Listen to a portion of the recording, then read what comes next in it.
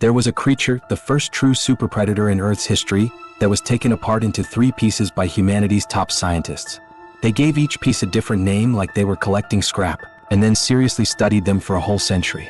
In today's video, we're going to completely unpack this prehistoric monster that collectively blinded all of humanity. You won't just see a chimera mistaken for a shrimp, a jellyfish, and a sponge.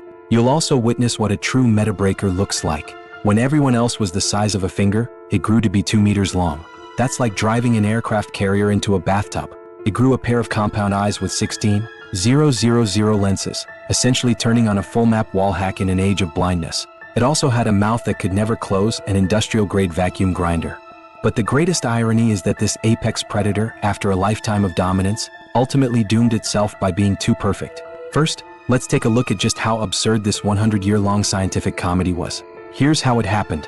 Initially, scientists unearthed its forelimbs. They were a pair of curved, jointed appendages covered in sharp spines, looking almost exactly like the tail of a peeled shrimp. So, the experts declared with a stroke of the pen, "All right, this must be a strange type of shrimp." Next, they dug up its mouth. It was a perfect circular disc with 32 radiating plates. Without any doubt, everyone agreed, this is a jellyfish that would be very painful if you accidentally stepped on it.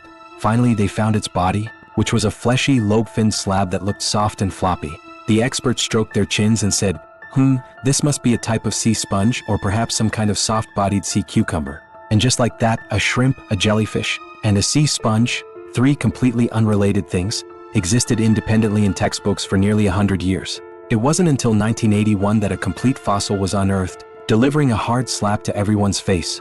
All 3 species were actually parts of the same body. This was no shrimp and jellyfish.